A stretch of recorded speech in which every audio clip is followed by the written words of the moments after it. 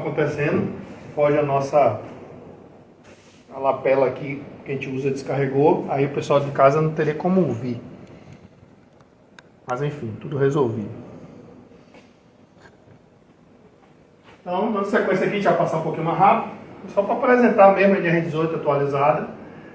Então ela tem aqui falando dos marteletes pneumáticos, cortador de asfalto, tudo aquilo que causa vibração. Então tem vários itens aqui também que gera calor excessivo, vibração excessiva, vai remeter a NR15. Para quem ainda não se familiarizou com a NR15, é a que trata de operações e atividades insalubres, nessa ordem. Atividades e operações insalubres. Atividades e operações perigosas, NR16.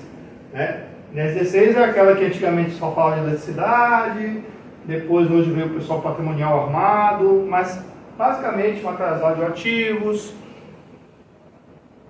e outras coisinhas mais. E a NR15 é toda aquela que tem as substâncias que podem gerar por inalação ou contato via oral ou pela derme, né, pela pele, tudo aquilo que pode causar. Dermatite mesmo é uma doença muito comum do contato direto com o pó de cimento. Então é um exemplo assim que pode causar doenças ao corpo. No caso aqui de que ele está chamando de pneumática, são aqueles marteletes que ficam vibrando, tem que ter pausa, sacode a pessoa, né? Tem que trabalhar em dupla, revezamento, não tem uma taxa lá que ele orienta, né? A cada 2 horas, 3 horas dá uma pausa, 2 horas. Reveza, tudo, porque o corpo humano não foi feito para ficar sacudindo o tempo todo, né? Pode causar disfunções fisiológicas, mesmo neurológicas, então tem todo um controle. Então, construção civil também é cortar pedra, é cortar asfalto, cortar alvenaria, então tem que tomar cuidado com essas coisas. Mas aí são legislações específicas, né? A própria NR, né? Uso de ferramentas, cuidado para não utilizar para limpeza de roupas. Aí você, poxa, que cara tá falando aqui, limpeza de roupa? Exceder a pressão máxima do ar, porque muita gente gosta de improvisar.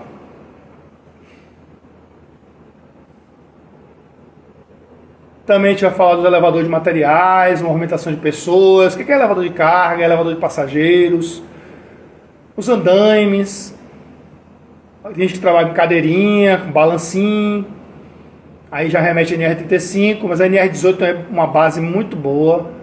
Vai fazer uma limpeza de fachada, vai fazer uma recuperação de fachada, vai para a NR18 e com a NR35, que vai falar de talabarte, que é uma estrutura fundamental na conexão entre o trabalhador e o cabo-guia, a estabilidade.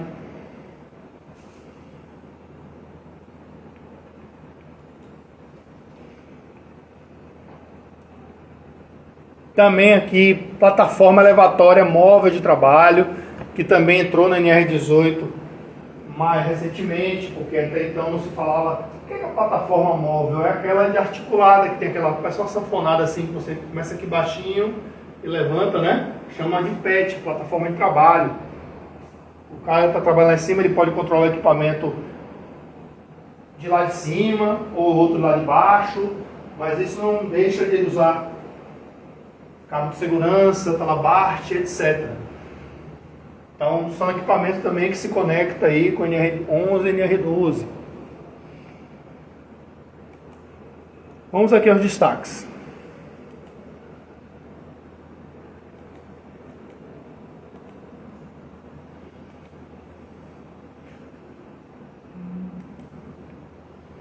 Então, basicamente, só resumindo, o pessoal ali caiu, foi? Não, tá só. Se eu colocar naquela janela ali, eu tô. Peraí, um momentinho. Sumiu aí, foi? Não, é só pra você. Não, tá Aí normal. está, tá normal. Tudo bem então. Mas se quiser colocar naquela janela. É porque pra mim aqui sumido estava sem retorno, aqui, né? Aquela ali lá em cima ali tá. Esse aí? Desculpa. Sabe o que deu aqui? Atrapalhação de velho. Botaram 2 mouses juntos aqui, eu peguei o mouse errado. Então assim, eu tomei um cuidado, assim, a dinâmica das revisões das NRs é muito grande. Por mais que a gente queira atualizar, tirar, já fazer uma apresentação para aula, às vezes a gente pode se passar, poxa, mas eu dei o azar de preparar o material e ontem um subitem foi revogado, ou um subitem foi modificado. Então eu quero que vocês foquem mais no texto, no conteúdo, do que se prender àquela coisa de numeração, subitem e tudo. Quando vocês forem fazer um laudo, né, uma coisa mais profunda, que vai emitir com um órgão oficial, claro que vocês vão beber da fonte. Vai lá no gom.gov, poxa, aquele texto ali agora, objetivo de aplicação. Será que ele está com 18.1 ainda? Não, peraí, acho que ele está com 18.2 agora. Esses detalhezinhos, essa é uma fora do documento. Para a gente ver o que vale agora é o quê? É estar atento ao conteúdo. Então aqui no material que eu tinha umas numerações aqui antes para remeter a NR 18. Como ela sofreu uma revolução muito grande, às vezes a fila anda e algumas numerações passam para trás, outras vão adiante, somem, cria subitem. Aí quando ficar preso aquele negócio de advogado, item 18.3.4, vamos focar no conteúdo. Então essa norma estabelece aqui só um resuminho do que a gente acabou de ver, uma letra maior. A implementação de controle, prevenção do trabalho da construção, vou passar mais rápido isso aqui. Aí o que ele está dizendo? Não mudou nada, continua lá, ó. Remete ao código, o cadastro da atividade específica, que é o próprio CNAE, que é o quadro 1. Então, que vê reparo, limpeza, pintura. Agora eu já boto umas fotinhas para dar uma animada.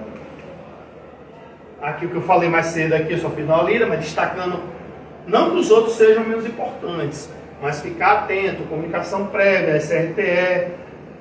Ele fala do CGC em algum momento, mas entenda-se, se vê CGC lá no texto, talvez seja a preguiça do legislador, do grupo de partidos que não mudou, às vezes pode partir do empregador, do empregado, do governo, alguém com preguiça, poxa, não tirou o CGC.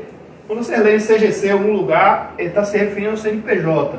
Ou se for pessoa física, é CPF. CEI é o cadastro de empresa, é uma linguagem mais é tipo o meu, qual é o seu NIT? Número de identificação do trabalhador, é aquele que quando eu vou com o contrato da empresa, está lá meu PIS, e qual é o seu NIT? Todo mundo tem um NIT, todo mundo que tem carteira de trabalho assinada tem um NIT. Então é só códigos da receita, das contabilidades, que é para a gente se achar no mercado. Isso é bom, porque hoje em dia quando você vai para o e-social, ele veio para revolucionar. O que o e-social faz? Todos se comunicam com todos. Antigamente você tinha um documento, você queria lá, vou dar um exemplo aqui clássico agora. Eu queria dar uma entrada junto para tirar dúvida lá do gasoduto. E, sim, só para concluir esse caso da Lucia, era a fábrica Fortaleza que estava querendo. Aí eu vou chegar onde eu quero agora. Fortaleza era uma fábrica bolacha, fábrica biscoito, né? E ela queria um gasoduto só para ela. Aí a Bahia disse assim, poxa, a gente tem um custo de investimento de sair do gasoduto. E o que você vai consumir de milhares de metros cúbicos por dia de gás não vai compensar, digamos assim, num negócio bem fácil, o investimento do gasoduto. Aí a Fortaleza disse, não, eu vou pagar o gasoduto. Não, então a Bahia tá bom. Então você só vai pagar o que você consumir. O gasoduto você paga, a gente monta que a gente tem a tecnologia. Então essas parcerias existem, né? É tipo botar uma passarela aqui entre o Extra e a Coelba, na época que tinha o Extra aqui, não foi a prefeitura, foi os dois, porque muita gente sendo atropelada e era funcionário dos dois.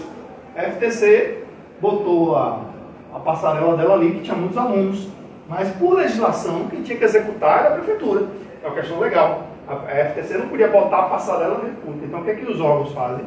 Você me dá o dinheiro e a gente paga. Aquelas passarelas que vocês veem ali na frente do Shopping Taigara, a Petrobras bancou a passarela e a prefeitura montou. Parceria, público-privada, né?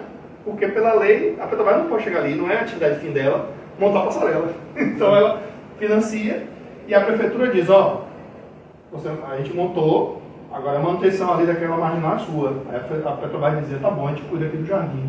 Não sei se ainda hoje é assim. Mas é normal esse jogo entre as parcerias. Mesma coisa com o Extra, na subidor florestal ali, que hoje vai sair. São parcerias. Shopping Barra, já fazendo um merchan aqui, Shopping Barra faz parte da PPP, da revitalização da cidade. Por que a parte interessada? Então, essas coisas são normais, todo mundo ganha. Lá na frente ele vai descontar imposto, tudo. Então, essa questão das atividades econômicas, junto com os órgãos, eu sou muito fã das PPPs, né? A parceria público-privada. Tudo é público? Não, nem tudo é privado. Vamos encontrar um caminho no meio. Tipo de obra, né? Você vai na entrada lá dizendo qual tipo de obra você vai fazer. É um shopping, rodoviária, tudo. O órgão fiscalizador precisa saber.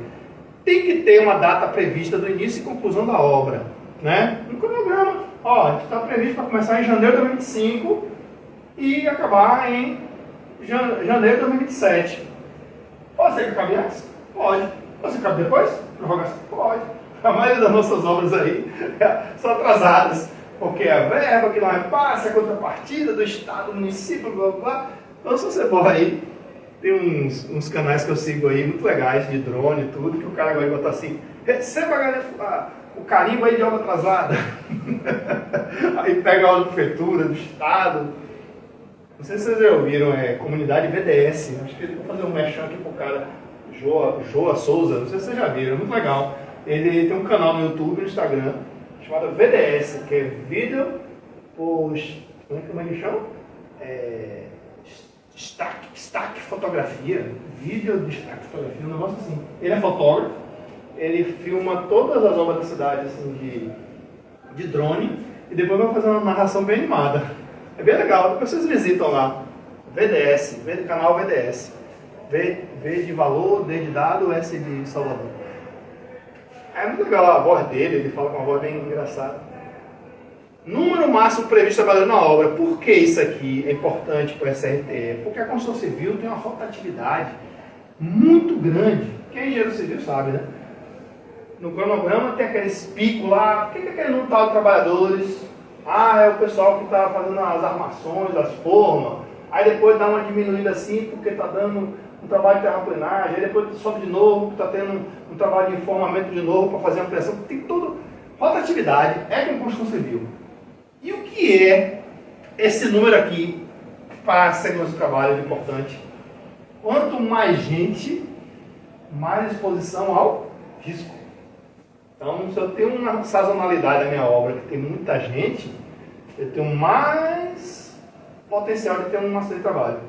E daqui aquelas obras que diminui bastante. Então, o órgão fiscalizador, ele quer ter uma ideia do quanto você vai oscilar isso aí.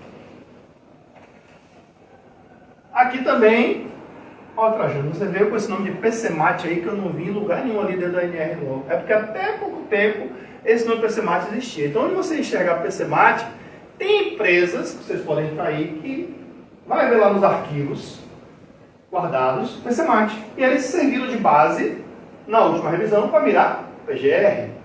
Não que seja igual, o PGR é um documento mais moderno, mais arrojado, ele se comunica mais com o e-social, mas ele é o atual PCMAT que virou PGR. Então, por que eu estou falando para a gente? Vocês podem chegar num lugar, a não ser que vocês peguem uma obra que começou do zero, aí já vai começar com o PGR mesmo. Mas se for uma obra que já está rolando e que começou de repente lá atrás, esses documentos, por lei, têm que ficar guardados por 20 anos. Por que 20 anos? Esse é um número que se tinha e se tem hoje ainda. Porque para a medicina do trabalho, tem algumas doenças que aparecem retroativamente. Não é porque a gente saiu de um serviço de exposição que a gente está isento, Deus livre e guarde, não nos proteja, de ter uma doença. Algumas doenças podem aparecer ao longo de 20 anos. Isso é um estudo da medicina do trabalho. Então alguém lá no passado criou esse número, que esse documento tem que ficar guardado pela empresa durante 20 anos. E a revisão ser anual. Então, o PCMAT antigo, o atual PGR, ele continua precisando contemplar um memorial sobre as condições do meio ambiente de trabalho nas atividades e operações, levando em consideração o risco de trabalho, o projeto de execução das proteções coletivas, tipo bandejão, tipo tela de segurança, com as etapas de execução da obra, especificação técnica das proteções coletivas, isso aqui vai para as chamadas RTPs da Fundacentro, cronograma de implantação das medidas preventivas definidas no antigo PCMAT, hoje PGR, em conformidade com as etapas de execução da obra, porque tem as fases, né? Sai da forma, vai para a fundação, agora vem a fase do alargamento da pista, vem a fase agora da mudança, botar o tanque superior, reservatório superior. A coisa importante também, layout, né? Layout atualizado no canteiro de obras e a frente de trabalho, contemplando inclusive previsão de dimensionamento das áreas de vivência, a gente já fala também sobre isso. Programa educativo, contemplando temática e prevenção de acidentes do trabalho com sua carga horária. Essa parte aqui, gente, esses dois últimos aqui, são uma curiosidade, todo mundo aqui é engenheiro, é arquiteto no grupo, né? E todo mundo sabe o que é layout, né? E o nosso dicionário português já tem o layout aportuguesado, né? O L-E-I-A-U-T-E, o layout. É que nem blackout. Já tem no dicionário blackout, B-L-S-A-U-T-E. Então não é errado falar blackout, nem layout. É que nem sanduíche. Antigamente era sanduíche, hoje em dia tem sanduíche. Aí tinha aquela gaga que ficava, né? Sanduíche, ixi. Então tem muitos nomes que já aportuguesaram mesmo.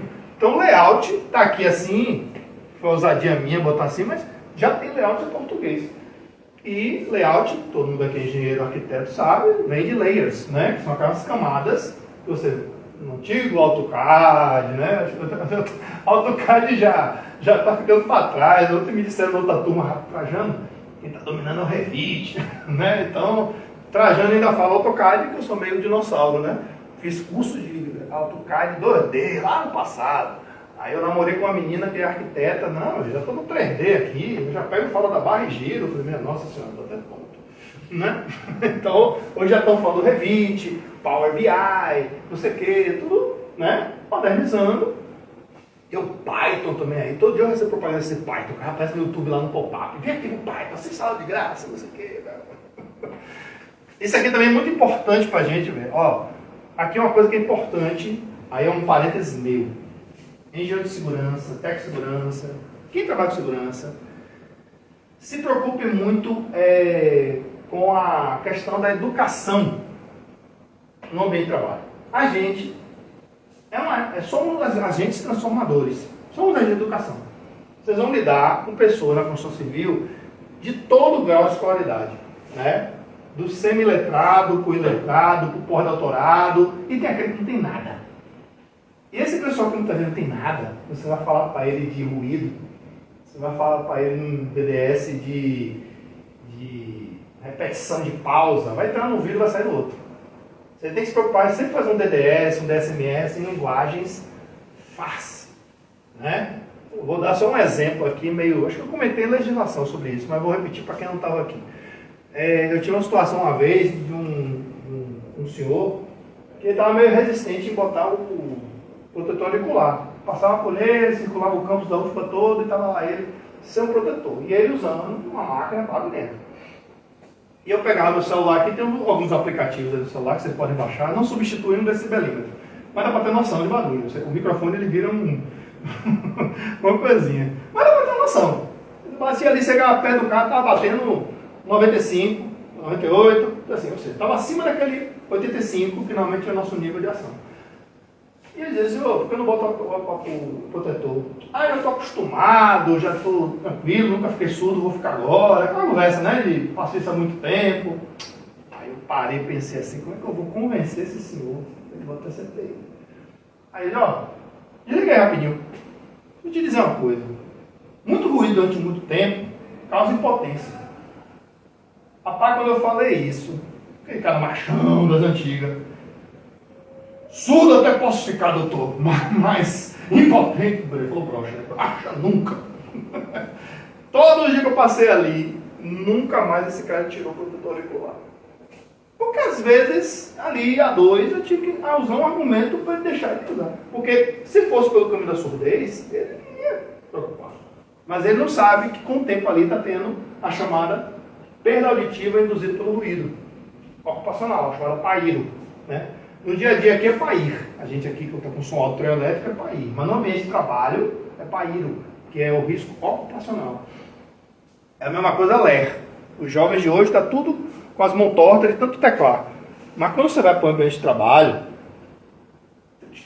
você está com o marketing, aí já é DORT, que é a doença osteomuscular relacionada ao trabalho. A gente pode dizer que toda DORT é uma LER. Mas nem toda LER vai ser uma DORT, porque o cara está em casa jogando videogame. Ele vai ficar com o tendão inflamado, vai ficar com os dedos tronchos, né? Mas vai dificultar ele para quando for para o mercado de trabalho. Eu quero ser um profissional de alguma coisa. Vai chegar no teclado, o primeiro teclado dele de trabalho, o dedo está torto e dolorido. Por quê? Muito videogame, muito controle remoto. E tem alguns esportes que podem também trazer doenças moleculares. algumas doenças osteomusculares. Vocês conseguem ver o YouTube aí, gente, com som? Sim. O som tá saindo? Tá sim, professor. Ah, pronto. Porque quando a gente faz remotamente, eu tenho que compartilhar outra tela. O Brasil se constrói com qualidade de vida, respeito pelo trabalhador e muita segurança. Quem trabalha aqui sabe, não dá para brincar em serviço.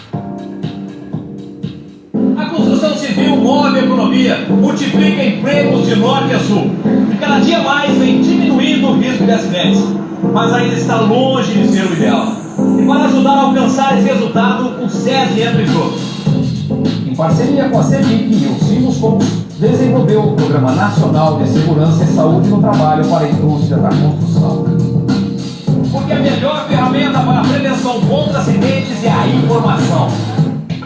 O programa cria novas soluções em SST e distribui as novidades por todo o país.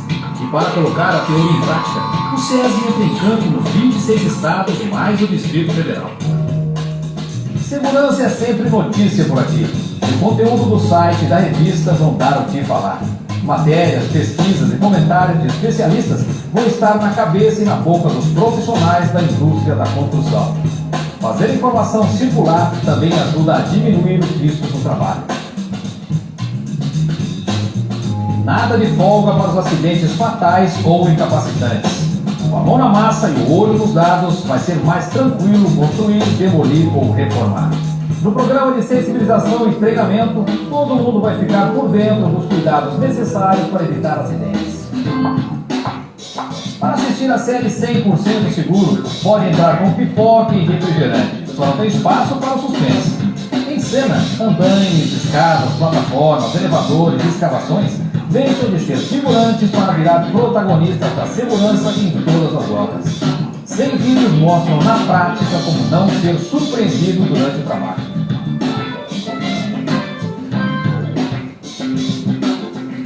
O projeto de sinalização de obras vai fornecer as placas e chamar a atenção para as instruções de uso. Assim, ninguém perde o rumo da segurança.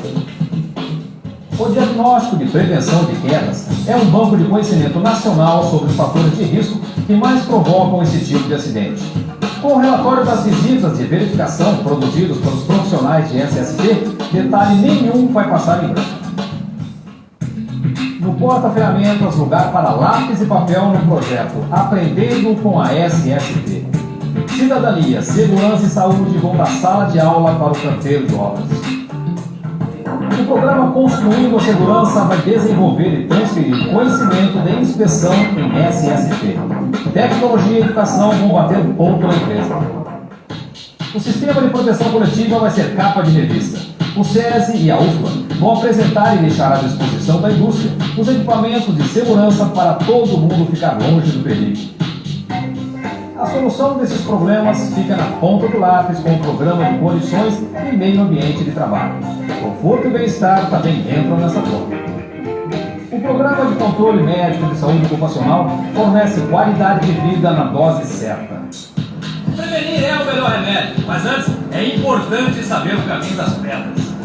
O Programa Nacional de Segurança e Saúde no Trabalho para a Indústria da Construção leva inovação tecnológica em SST para o canteiro de obras. Para todo mundo terminar o dia numa boa e sem surpresas. Mas vamos à obra! A gente se vê por aqui. Até mais!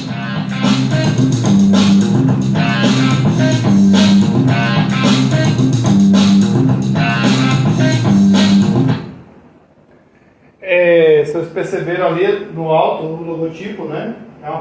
Esse aí é um material que fica disponível no YouTube. Tem vários temas do SESI, que faz parte do sistema FIEB, junto com o Senai, né? Inclusive está no prédio aqui, Instituto SESI.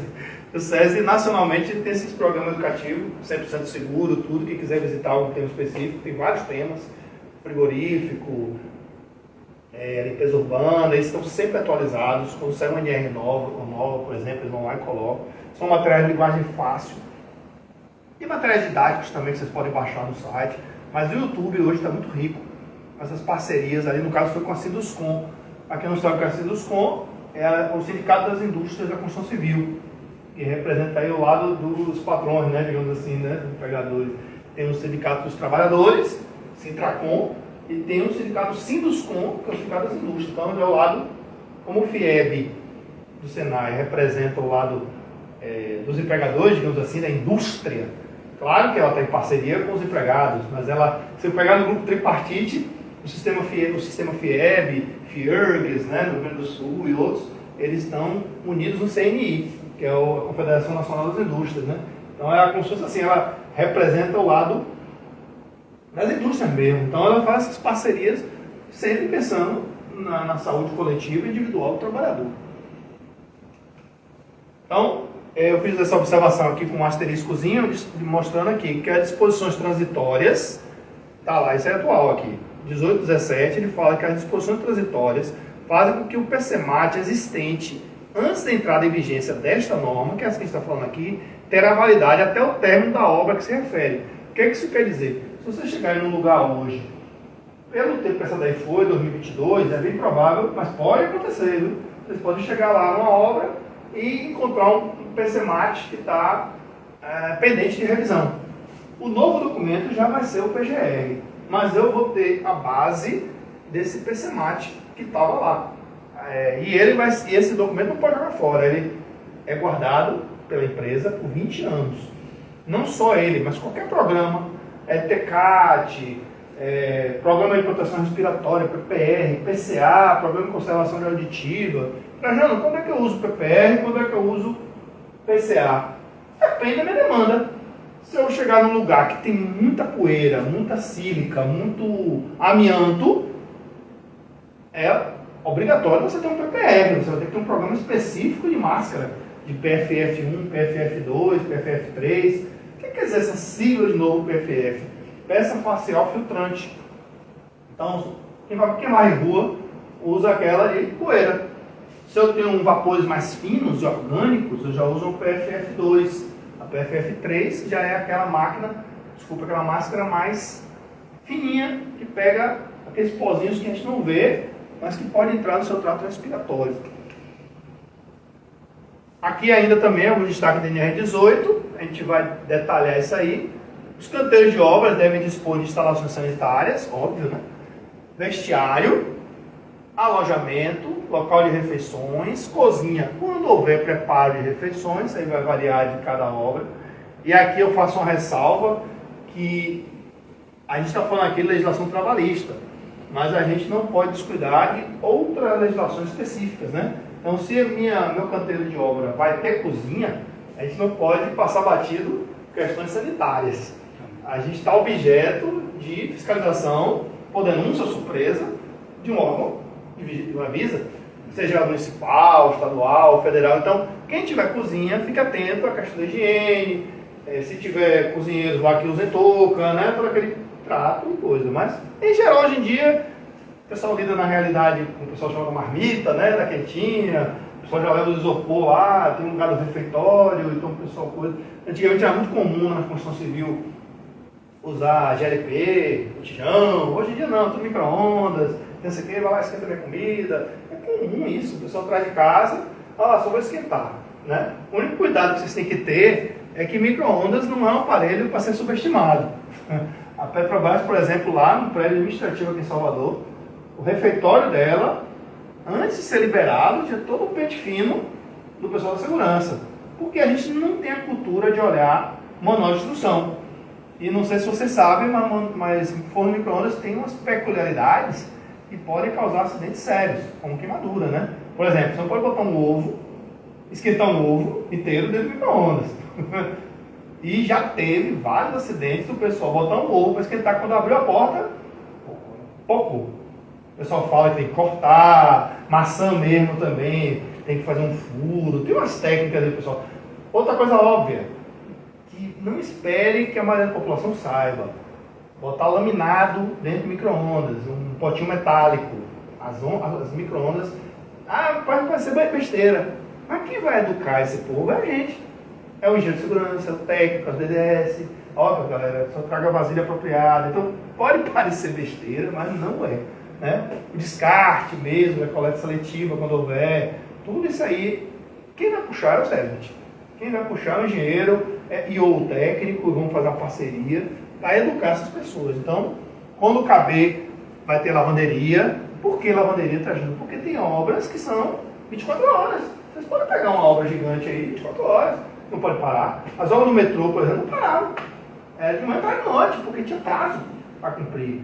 O VLT, quando começar a tocar, com certeza vai ser assim. Então, são obras que invalem a noite.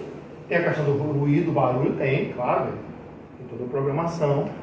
Mas as equipes vão estar se revezando. O SESMIT que tem nas primeiras 8 horas é o mesmo dimensionamento que vai ter nas 8 horas seguintes, que é a mesma hora que vai ter na madrugada. O dimensionamento do SESMIT é por jornada, não é única na patrulha, porque acidente não tem hora para acontecer. Acidente pode acontecer de madrugada, de noite. O polo petroquímico que eu diga, né? Quando couber, aí a legislação vigente é que vai dizer, pode ser que tenha ambulatório. Quando se tratar de frente de trabalho com mais de 50 ou mais trabalhadores. Também aí é uma coisa que não é do engenheiro de segurança, mas é do gestor da obra estar atento à legislação vigente. Se eu tenho um ambulatório e eu tenho mais de 50, o que eu preciso ter no meu ambulatório? Eu tenho que ter um técnico de enfermagem, eu tenho que ter um enfermeiro, tem todo um dimensionamento para ambulatório. Não confundir com o SESMIT. O dimensionamento do SESMIT é uma coisa, tem ambulatório profissional de saúde, isso é o gestor da obra, tem que estar atento à legislação da saúde. Quem vai orientar isso aí o quê? É o pessoal do PCMSO, que é o médico do trabalho quando houver, ou, na ausência dele, que seja um médico clínico responsável, ou uma clínica conveniada, ela está ali para lhe dar esse suporte. Instalações móveis, incluindo containers, serão aceitas em áreas de vez de canteiro e obras de frentes de trabalho, desde que cada módulo, aí é uma legislação específica, onde tiver containers, tem que ter uma área de ventilação natural, de no mínimo 15% da área do piso. Isso é um cálculo que é feito para garantir a ventilação. Então ele pega a área do piso, 15% tem que ser a seção da ventilação. No mínimo 2 aberturas adequadamente dispostas para permitir eficaz ventilação. Eu aqui tenho a ousadia de, em vez de falar a palavra ventilação, eu falo circulação. Porque a ventilação é só jogar para dentro. Mas o ar que entra não tem que sair para garantir a troca? Então ele fala aqui de 2 aberturas. Garanta condições de conforto térmico, ou seja, aquela questão, vou botar a chapa, a pessoa ficar lá dentro e se sentir num forno, né? Tem que ter aquelas camadas de proteção, tem que estar confortável. A maioria dos containers aí, o pessoal bota ar-condicionado, não vai ficar o tempo todo aí, vai aquela pausa, né? Vou sair daquele solzão, vou fazer um relatório, vou dar uma pausa ali, vou fazer uma reunião com a minha equipe. Garantir os demais requisitos mínimos de conforto e higiene. A questão do pé direito, mínimo de 2,40 m. Possui proteção contra risco de choque elétrico por contatos indiretos. Claro, além do aterramento elétrico. Porque se você vai ter tomadas, vai ter, né, computador, vai ter assim, por mais simples que seja a instalação, tem que ter um pessoal de elétrica para garantir não tome choque, né? Alguma coisa assim. Instalações sanitárias, eu estou destacando aqui os mais importantes, mas é importante que a gente tenha uma leitura dela completa, para ter uma visão do todo. Ser mantidas em perfeito estado de conservação e higiene, óbvio, né? Isso aqui também passa por um trabalho educativo, gente. É isso que eu disse, a construção civil é muito crítica dessa parte de educação, de onde a pessoa vem, cada um tem seus costumes, então a gente tem que estar atento, principalmente quando vocês estiverem envolvidos com obra de rua. Essas vocês vão sofrer. Se não tiver um DDS, um DSMS para controlar educadamente, diz, galera, tem sanitário químico aqui, a gente vai na rua, vai abrir vala, você faz todo um trabalho, aí vai lá o João e, tô com preguiça de ir no banheiro químico, aí ele vai lá e faz no poste, ou faz no muro de um prédio lá, aí tem aquelas senhoras olhando lá numa varanda. Liga para a sua empresa, se for uma empresa, né, que tenha saque, estão mijando aqui na minha porta, né? Então aqui eu estou vendo tudo, ele botou o nosso para fora, eu estou vendo, e aí a pancada vem de cima para baixo, porque ouvidoria de empresa, né, atendimento a cliente, pelo menos a minha empresa era assim, passa para o gestor lá, o diretor não gosta daquela reclamação, chama o gerente, velho, sua equipe aí de obra, quem está fazendo isso, velho? Não, vamos descobrir isso aqui, rapaz, chama todo mundo, galera, não faça mais isso. Vai usar o banheiro químico. Tem vários. Tem uma legislação específica para isso. Não pode ter um sanitário a cada 500 metros, se eu não me engano. Tem toda uma legislação para isso, em canteiro de rua, né? Aí, isso é porque a gente imagina uma situação crítica. O cara está ali, de repente tem uma dor de barriga, ele não pode ter um sanitário em 1 quilômetro de distância. Então, tudo isso aí vai além da NR18, tem a legislação do Código de Obras do município. A gente vai falar sobre ele também. Não se ligar diretamente aos locais, olha uma coisa desagradável, né? Conexão de ventilação de janela de refeição com banheiro, né? Não pode. Aí você pode, mas é óbvio isso? É óbvio, mas tem gente que não faz. Então a NR18 ela é muito babá, né? Ela fala muito do óbvio porque acontece. Estou aqui comendo e aqui tem uma aberturazinha que tem um sanitário. Eu estou vendo, sentindo, odor, né? É uma questão de higiene. Pé direito mínimo de 2,50, né? Considerando o piso acabado, né? Lavável, porque vai dar manutenção, até o forro. Então tem que ter 2,50 m livres. Aí vai se comunicar, a gente vai mostrar ele, o Código de Obras do município. Quando houver. Salvador tem. Né? Salvador tem decreto contratuante de incêndio muito bom. Salvador tem o Código de Obras, que é a SEDUR que dá o alvará, ela que vai fiscalizar. Então ela tem um Código de Obras que você tem que estar acompanhando. Ah, Trajano, mas eu estou no NR18. Sim, mas você não pode ignorar as legislações. Ah, Trajano, mas eu estou numa obra ali, no Cabrobró aí, que eu não sei o nome da cidade. Ela não tem Código de Obra. Você vai seguir o quê? Quando você não tem uma legislação municipal, você segue o quê? A federal. Federal é NR18. Federal é Fundacentro, que tem força de lei, faz parte do sistema do governo. Então, o engenheiro, o arquiteto que está fazendo uma obra, o gestor, quem for, ele tem uma responsabilidade, entendeu, Felipe?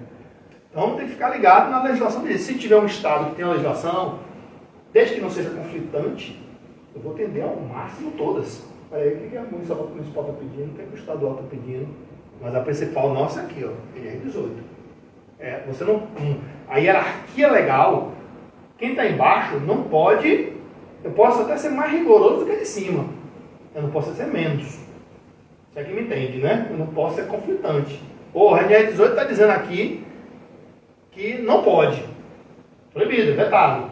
Aí eu vendo a municipal e diz, pode. É uma coisa esquisita. Né?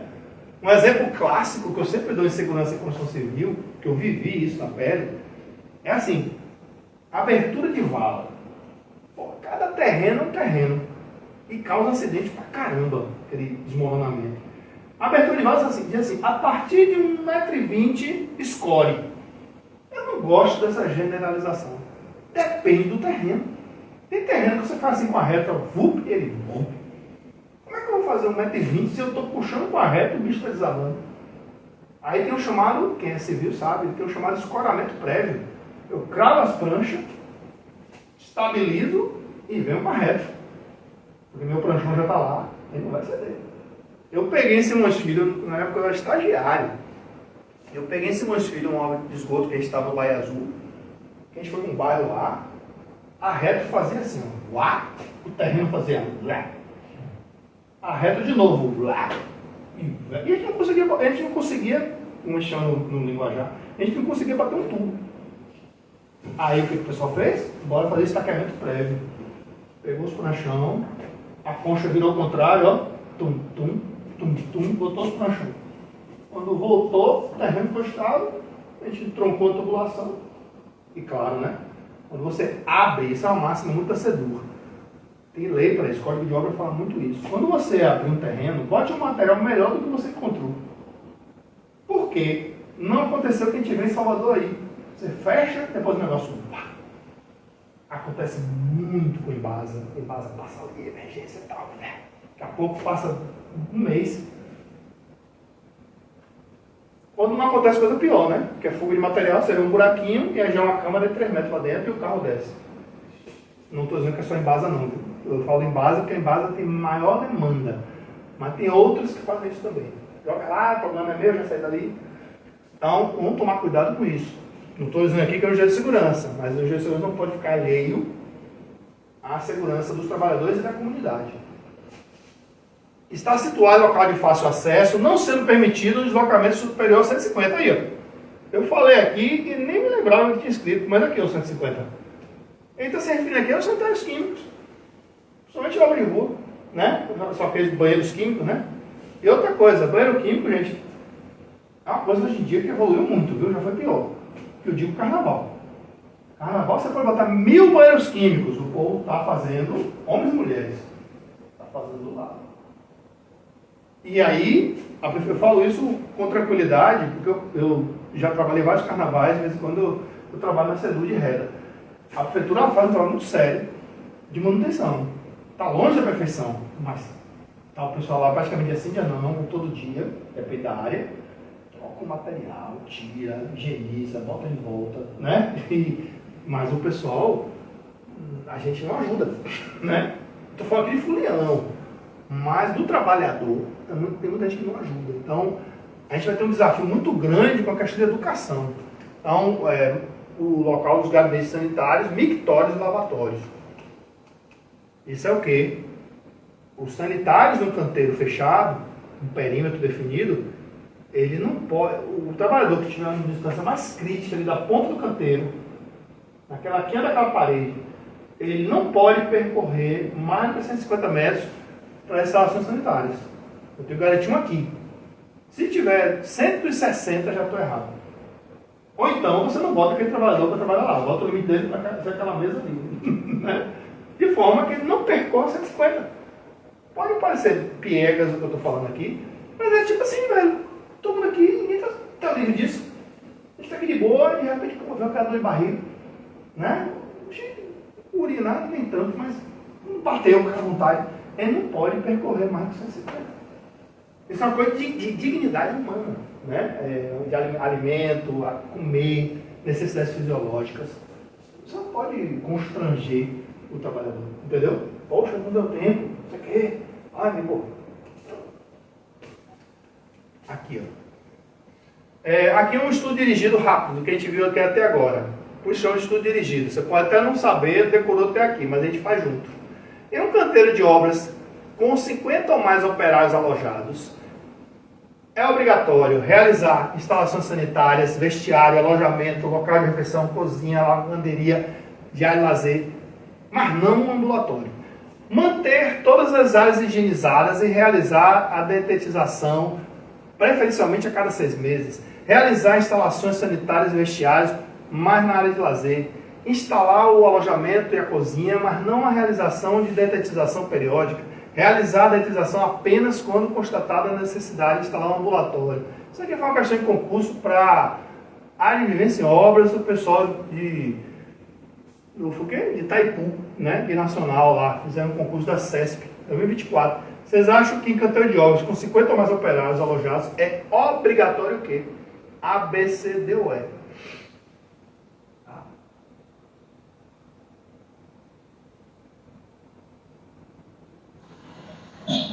A.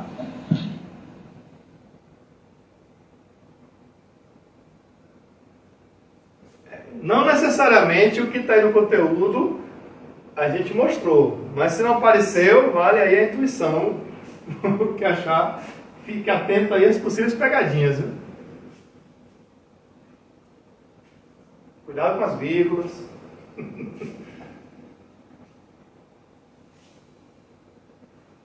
Vou dar uma dica, o A que vocês falaram aí tem uma armadilha. Eu acho que veio. Eu acho que B também. Quando eu falei que tem uma armadilha, todo mundo reviu A e já descobriram o que tem na armadilha no ar, né? Qual é a armadilha que tem no ar? Que não necessita do ambulatório? A gente acabou de falar que acima de 50 tem que ter. E aí ele bota tudo, mas não o ambulatório. Aí acerta aqui a B.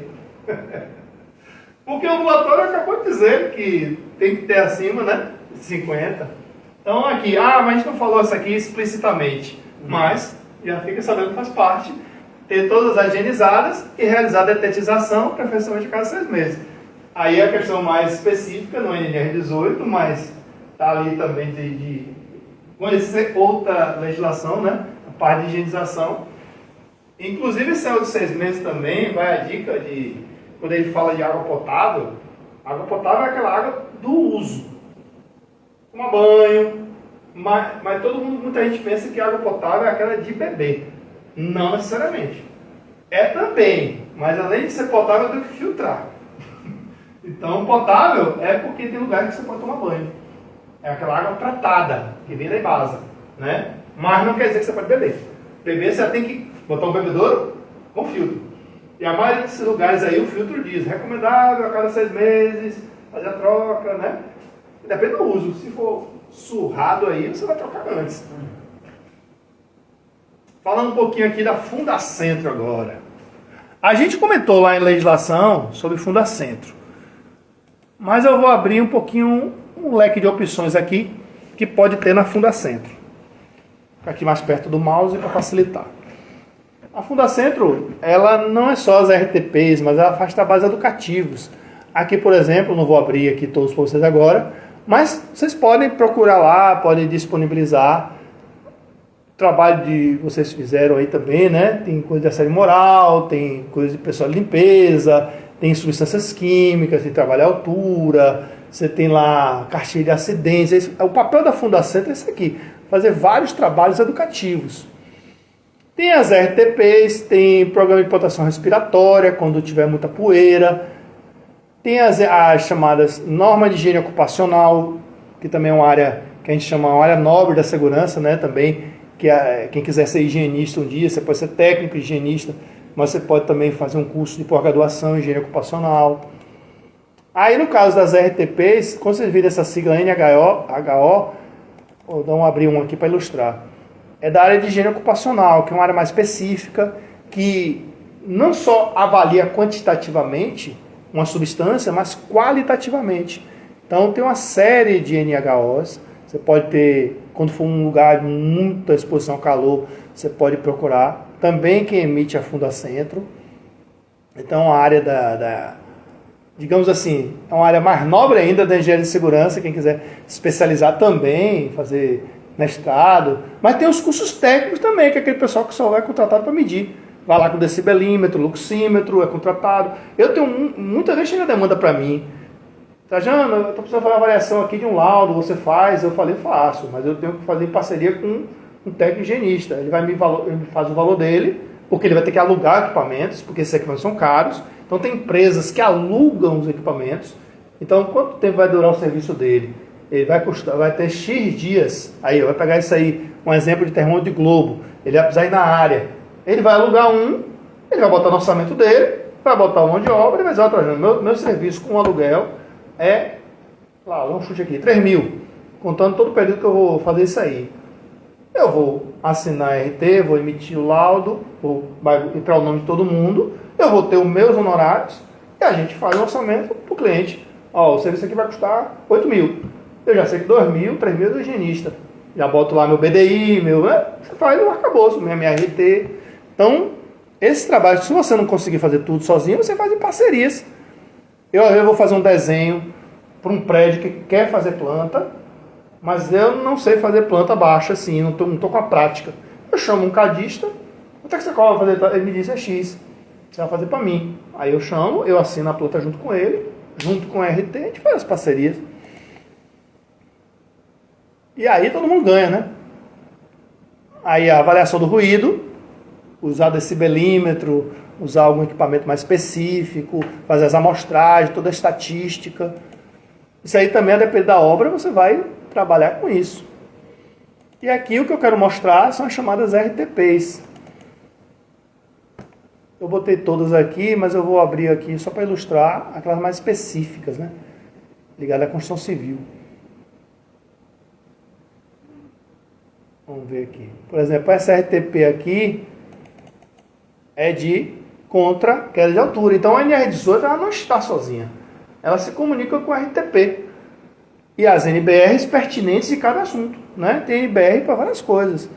Mas isso aqui é um guia educativo, um guia orientativo, que tem força de lei, porque ele embasa a NR18. Então eu vou fazer aqueles passadiços de madeira, eu vou chamar o carpinteiro, eu vou passar para ele as informações que eu quero. Não estou dizendo que é o engenheiro de segurança. O engenheiro de segurança tem o papel de assessorar e acompanhar isso aqui. Segurança do trabalhador. Mas quem vai dar ordem de serviço para fazer isso aqui, essas demandas, é o engenheiro civil, o engenheiro de produção, é quem está coordenando o serviço, que vai dizer, eu preciso fazer uma ligação ali, temporária, com aquela metragem. Aí ele lá vai saber qual a distância máxima entre um barrote e outro, que eles chamam de montante. Você vai botar um cercado lá de madeira. Por que tem esses limites de distância? Para evitar a deformação do equipamento, né? Muitas vezes ele bota lá um pranchão, no máximo 2 metros. É para evitar o quê? Que ele flexione e crie uma barriga. A pessoa bota um pranchão, trabalho em altura, né? Bota aquela largura lá, o pessoal ficar em cima. O peso. Aquilo ali tem um limite de distância para evitar o quê? O envergamento, né? Ele ceder e você cair lá de cima. Considerando o quê? A espessura do pranchão. Então você botar um pranchão muito fino para cima de papel, é uma coisa. Você vai botar um largão, é outra. Então quem vai definir isso aqui, os mínimos, os máximos, é as RTPs. Aí você tem lá corrimão de escada, para ligar uma área a outra. Instalações o que, gente? Provisórias. Aí você vai fazer um guia com corrimão aí com escada de concreto. Aí o sistema contra resistência à queda. Aí você vai lá ter os trabalhos aí de coisa. Tudo provisório, né? Aqueles bandejões para evitar a queda de material, de equipamentos que pode cair acidentalmente alguém lá embaixo. Tem uns bandejões primários, são aqueles maiores. Tem os secundários e os terciários. Quem cuida de bandejão, vou botar um lugar que vai ficar temporariamente aberto para ninguém cair dentro, né? Você faz um cercado de proteção removível. Depois você desarma, aproveita o material para outra coisa. Isso aqui mesmo é muito comum, o pessoal deixar isso aí aberto, o pessoal cair no... Vou botar um elevador aí, aí o pessoal deixa lá o negócio aberto, o pessoal distraído, e já tem vários casos que engenheiro caiu. Como é que você vai proteger? Como é que você garante? Aqui garante de um jeito, eu quero economizar material. Não, eu quero botar logo uma proteção inteiriço. Eu quero botar uma proteção metálica. Tudo aí tem dimensões pré-estabelecidas. Proteção com assoalho de madeira. Olha lá, os cercadinhos, né? Tem medidas específicas para garantir o que? Sua segurança. Que o material não é tudo levando em consideração o multimaterial. A madeira que o pessoal usa aqui, geralmente o pessoal usa madeirite, usa aquelas madeiras tipo compensado. Não são madeiras que você usa em cama e mesa em casa. São madeiras temporárias, vai pegar chuva, tem que aguentar a chuva para não ficar podre rápido. Aí, ó. Essas de balanço mesmo, tem que tomar cuidado com isso, porque temporariamente ele quer fazer um serviço ali que vai ficar em balanço, vai ficar assim, ó, meio que em falso, tá vendo? Aí tem as dimensões, você vai precisar de um apoio na fachada. Será que é um prédio novo? É um prédio velho que eu estou fazendo uma reforma? Como é que eu vou amarrar isso aqui por dentro? Olha a fixação dele, né? É importante, eu vou deixar disponível lá no mural, quem quiser dar uma lida também. Vale a pena. Vai que tem outra RTP também que cuida de... Essa aqui já é uma outra. Que é de elevadores de obra e pessoas. Eu não sei se você se lembra daquela pergunta que eu fiz lá em legislação. Elevadores de obra, de serviço, podem transportar pessoas? Sim. Sim. Desde que não seja Sem junto material. sem material. Então, o elevador de passageiro não me está dizendo. Mas se for elevador de serviço, não tenho nenhum material lá, mas eu quero subir aqui rapidinho. Se não tiver material, pode. Porque é uma questão de segurança para quem está subindo, entendeu? Porque o material pode ser um material pesado, pode ajudar a desabar, pode ser um material inflamável. Então, para a segurança do trabalhador, fica alguém lá em cima esperando, ele tem um comando com aquelas botoeiras. Essa sala aqui não tem não. Mas a sala do Senai lá tem aquela botoeira vermelha, verde, mas então você pode dar o comando lá de baixo. E lá em cima também está esperando. Sobe só o material. E aí tem as recomendações, mesmo provisórias, tem que respeitar. Toda a obra, tudo, o pessoal aqui no Brasil, a gente tem aquela cultura de dizer é temporário. E acho que por ser temporário não tem que levar tão a sério.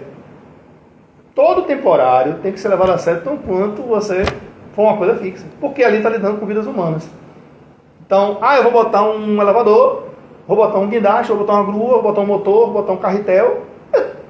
Então você está transportando seres vivos. Então você tem que levar a sério, como se fosse o definitivo. Aí você vai fazer inspeções temporárias, né? Aquela questão do programa de controle e manutenção.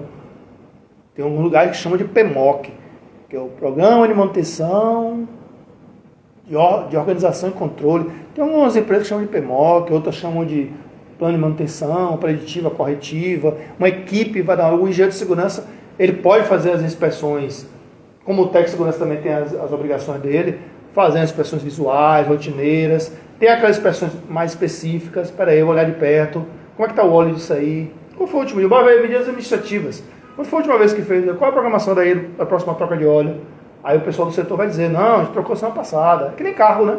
Eles têm que ter lá um controle de manutenção dos equipamentos. Preventivo, preditivo e corretivo. Aí, ó, a Fundacentro, ela vem aqui mostrando como é que se monta. Olha as botoeiras que eu falei do lado direito. As botoeirazinhas de vermelho, verde, amarelo. Nem os botões aqui do Senai. Aí o tipo dos cabos, como é que eles são treliçados, como é que eles são os lingers, né? Que eles chamam as lingas. As lingas, as correntes. Tratar esses elevadores como se fosse um elevador de verdade permanente. Cabo reserva, deixar a margem de segurança, os parafusos. Ah, mas eu vou desmontar isso aí um dia. Não, você tem que tratar como se fosse definitivo. Porque os acidentes acontecem justamente porque a gente subestima as coisas. Olha os elevadores aí, essas portas de correr, tipo elevadores do comércio. Quem conhece o comércio ali, você vê muito elevador com porta de correr ainda. Fecha a primeira, fecha a segunda. Não existe, tem muitas lá assim. Dizem as línguas, aí só um engenheiro mecânico para confirmar, que esses elevadores são mais seguros do que os atuais. Porque ali fechou um, fechou outro, o elevador só se mexe quando a porta tiver fechar direitinho. Não duvido não. Aí, cuidado também com o limite máximo de estruturas tubulares. Não pode... O índice de esbeltez, né? Não pode ficar muito balanço, tem que resistir ao vento, tem que estar amarradinha com as barras transversais, diagonais. Aí, tem os cabos de aço, ele orienta o que é certo, o que é errado. Os freios, isso aqui dá muito problema. Todo mundo sabe que freio, quando não é muito controlado, ele esquenta, um atrito, né? Libera calor, então você tem que tomar cuidado, porque desgasta a peça mesmo. Imagina você estar com o carro e não cuida do fluido do motor, não cuida do fluido do freio, começa a desgastar a lona, né? O carro tem muito isso. Mesma coisa aqui, tem que estar de olho com o desgaste. Aí, ó, mostrando como é um freio em descanso, como é um freio acionado. O pessoal de engenharia mecânica adora essas coisas. Você é mecânico? Não, ambiental. Ambiental. Aí, ó, freio centrífugo. Recomendações. As tabelas de checklist, ou, no bom português, lista de verificação, né? Para elevador de obra. Eu sou suspeito para falar, porque eu adoro checklist. Eu acompanhei um serviço na UFBA lá há 2 anos, com todo respeito ao colega anterior que estava antes de mim. A parte que a gente chama de chata, mas é necessária, a parte administrativa não tinha nada, não tinha rastreabilidade nenhuma. A gente tinha 2 caminhões baú, uma Topic, porque a gente atendia a UFBA toda, tinha o que, meu Deus? Não, tinha uma Topic que era terceirizada e tinha uma Topic que era nossa. E os carros ali tinham os caminhões para transportar o material mais pesado, pegar as folhagens das podas que a gente fazia. Eu cheguei lá assim, não tinha nada de controle disso. A primeira coisa que eu fiz foi me assentar da conformidade legal. Porque eu sou muito extremista para essas coisas. Eu fico imaginando que amanhã pode bater na porta aqui um auditor fiscal vai dizer: o que você tem aí que você inspecionava? Eu não tinha documento nenhum. Eu comecei a criar documentos, peguei um formulário, botei o logotipo da empresa e do cliente, pedi autorização à fiscalização e disse: não, jogue duro. Eu comecei a fazer porque não tinha técnico de segurança, não era obrigado a ter o profissional de segurança, mas eles queriam um engenheiro de segurança. Aí eu participei. Então eu fiz o papel do que seria um técnico de segurança e um engenheiro de segurança. Eu criei os formulários, a cada 15 dias eu fazia inspeção nas Topics, coisas básicas, ligo o freio, testei a luz, isso aqui, e volta e meia, tinha a lâmpada queimada, tudo, e os carros da gente pegavam a rua. Eu não queria que a nossa empresa tomasse multa do Salvador, assim, então eu criei. E questão de segurança também, né? Porque estava transportando vidas ali. A gente pegava muita ladeira, a gente pegava centro histórico, subia, descia, onde tivesse UFBA, a gente ia. E os caminhões também, volta e meia o pessoal caía lá de cima, por distração, né? Olha, a partir de hoje, só sobe no caminhão, não tira EPI para nada. Porque às vezes o cara escorregava do caminhão, caía no chão e batia a cabeça no chão. E o cara tinha mania de ficar subindo no caminhão, aquela coisa de vício de trabalhador. Não, eu só vou pegar umas folhas, não botava capacete. Só que às vezes ele escorregava do caminhão e batia a cabeça no asfalto. E aí a sorte dele é que quando ele batia a cabeça ele já estava com capacete. Ele chegava para mim e fazia... O pessoal fica chamando a gente de doutor, né? Ô doutor, se eu não tivesse o capacete ali, eu ia quebrar meu coco, não sei o que e tal. Eu falei, ainda bem que você estava com capacete. Porque o capacete, muita gente pensa que o capacete é só para as coisas que estão em cima. Vou bater a cabeça no que vier assim. Não. Aí vem o capacete e às vezes você se abaixar aqui na mesa, esquecer que levanta e bate aqui. O capacete também é para isso. É de baixo para cima. Aí também, afundar centro. Alguém quer perguntar, comentar alguma coisa? Professor? Oi. Que eu vou ter que sair, senão vou perder minha carona. Certo. Mas eu vou entrar pelo Tranquilo. E eu vou acompanhar por aqui. De boa. Tranquilo. O Hugo saiu aí, não voltou mais, não foi? Valeu. Professor. Tranquilo, você se Mas aqui eu conecta. vou acompanhando por aqui. Tranquilo. Já vou Valeu. sair. Obrigado. Nada. Alguém quer perguntar alguma coisa aí? É de boa, gente? Aí tem uma RTP específica de desmonte de rochas, escavações, fundações. Ó. Isso aqui também é legal, gente. Eu acho muito bacana isso aqui para construção civil. Você vai fazer uma escavação com vala. Você pode ter uma árvore pertinho, as raízes dela aparecendo. O peso da árvore pode ajudar a desmoronar a peça. Então, a Petrobras gosta muito de usar um termo chamado termo de estabilidade de vala. É você garantir que aquela vala ali não vai ceder. Alguém assina, geralmente um engenheiro civil, um geólogo. Alguém que tem expertise em geotecnia. Então, por mais banal que seja, eu já peguei um caso na Defesa Civil no passado, que foi um tombamento de uma árvore que caiu no prédio vizinho, mas felizmente não acertou ninguém. E a causa foi porque uma reta escavadeira cortou, como a gente chama, a pique, um ângulo reto, perto de descalçou a raiz, e aí por uma questão de física, o centro de gravidade, o centro de massa da árvore, tombou para o lado de um prédio que era do terreno vizinho. E por sorte não acertou ninguém. Então tem que ter cuidado na hora de escavação, fazer um planejamento. Aqui, ó, a vala, como é que eu vou fixar as escadas? Aqui, por exemplo, ele amarrou a árvore, tá vendo? Não estou dizendo que essa aqui é a solução não, mas única não. Mas tem que ter certeza que você vai abrir aqui. Escadas fixadas, né, no terreno. Claro que cada terreno desse é importante que se faça uma sondagem. Não se economiza palito com sondagem. Pode ser um terreno bem vagabundo. Se eu tenho sobrecarga na vizinhança, veículos, terra que eu tirei, tudo, eu tenho que ter distâncias, né, mínimas estabelecidas aí. Se tem uma altura H, um veículo tem que ter no mínimo 2H. Um maciço de terra acumulado, no mínimo H. 1 metro de saída do prolongamento da escada do trabalhador, para ele não ficar pendurado no terreno. Então ele tem que ter uma folga aqui da escada. A angulação aqui também segura. O máximo aqui o que? 45 graus no máximo. Estourando aqui 60, mas que ela... Desculpe, no máximo aqui, mínimo aqui 60 graus. Para estar estabilizado. Claro que vai depender muito do terreno, seja a favor da segurança. Escavação para circulação de pessoas. Mas eu tenho prevendo, vai passar carro. Encomende ao carpinteiro lá, fazer uma escada, desculpe, uma passarela que resista ao peso do carro. Os travessões, primários, secundários, os pranchões aqui lateralmente, tem muito acidente. Sua construção civil pode ser na rua, em área aberta, pode ter desmoronamento.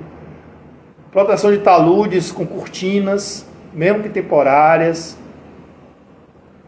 Isso aqui tudo é RTP. Como é que eu sinalizo a área? Você vai trabalhar de noite, que tipo de cone eu vou usar? Vermelho e branco, amarelo e preto? Vou usar cavalete? Tudo isso aqui na NBR, sinalização de segurança, tem um fundamento, um efeito no cérebro, das cores de contraste. Então tem que ver qual a cor que você vai usar, de acordo com o que você vai fazer, se é de dia, se é de noite, se é os dois. Sistema de proteção de fundações cavadas, quais são os riscos mais comuns? Pode tomar choque, inundar, pode acertar a rede de gás. Também o trabalhador trabalhar com segurança, com cinto, estabilizada a coluna. Se precisar resgatar ele, ó, tem todo um sistema de resgate.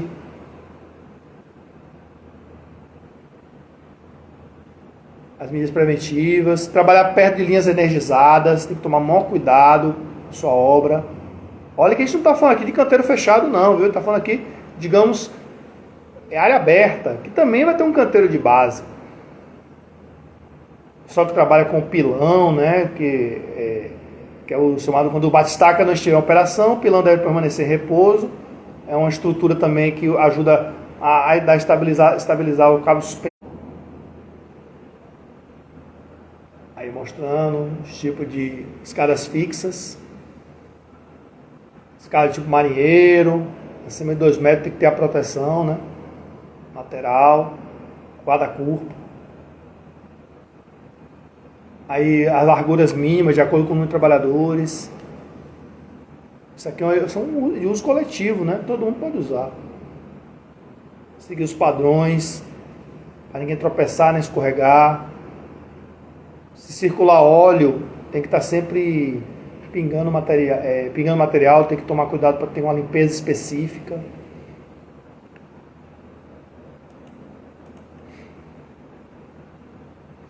Outros destaques aqui da NR18 também.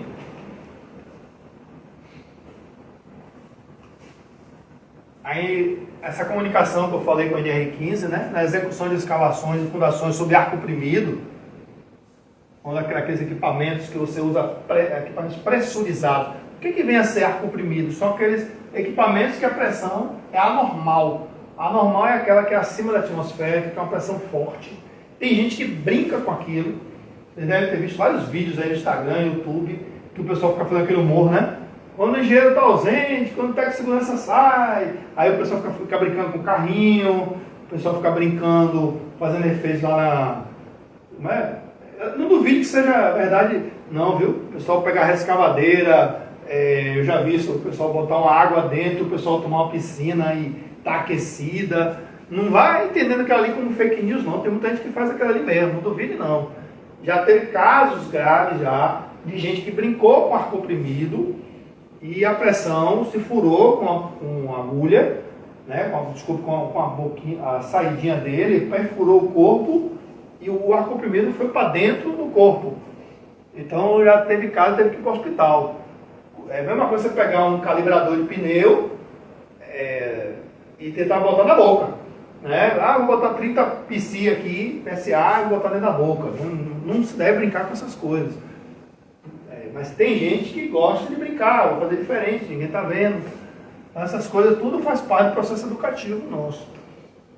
Então a NR15, que lida com insalubres, é umidade excessiva, calor excessivo, vibração, condições térmicas adversas, exposição a amianto, que é a base do fibrocimento. Para quem não conhece o fibrocimento, eu estou falando daquelas telhas que o pessoal comumente chama de telhas Eternit, aquelas antigas, né?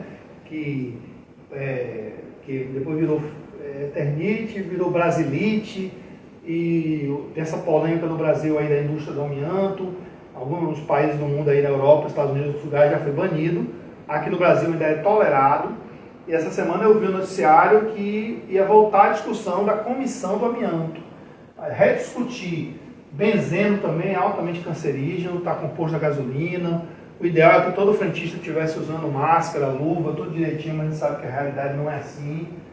Então tem coisas assim que são muito banalizadas. Então, operação de desmonte de rocha fogacho, misto, deve haver um blaster, ou seja, um especialista, um técnico que sabe, que entende de detonação, detonador, programação, responsável pelo armazenamento das cargas, carregamento de minas. Pode ter obra civil de Salvador? Toda obra civil de Salvador aqui, que envolve túnel, que envolve algo subterrâneo, tem detonações. Então, a retirada dos que não explodiram, como a gente diz no interior, pode dar chabu, né? Mas é um chabu aqui perigoso, então tem que ter técnica para desarmar isso aí, para não explodir fora de hora. Ver quais são a destinação adequada de sobras de explosivos e pelos dispositivos elétricos necessários às detonações. Alguém quer perguntar alguma coisa? Alguém quer comentar? Se lembrou de algum caso? Alguma curiosidade?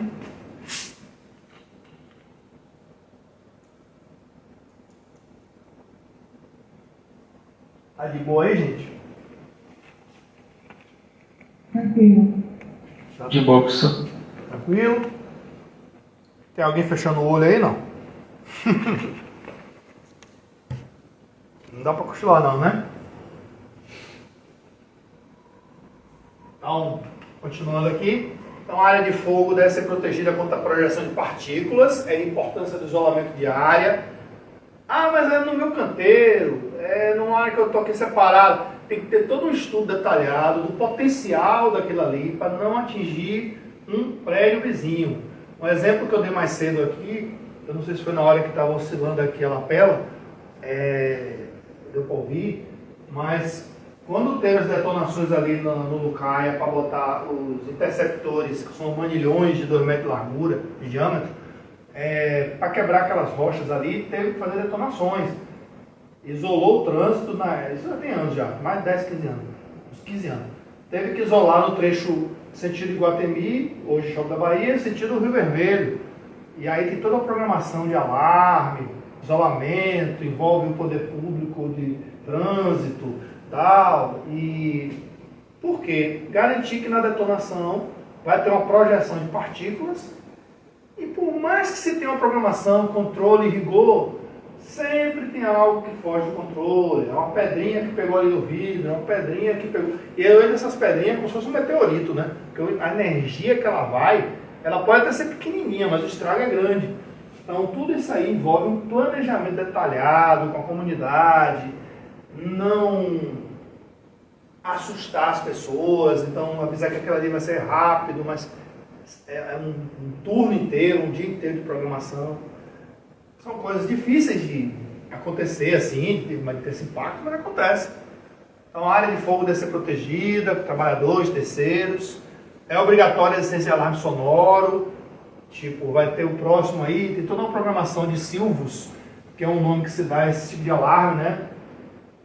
Se for contínuo, se for intermitente. Quem trabalha no polo petroquímico sabe.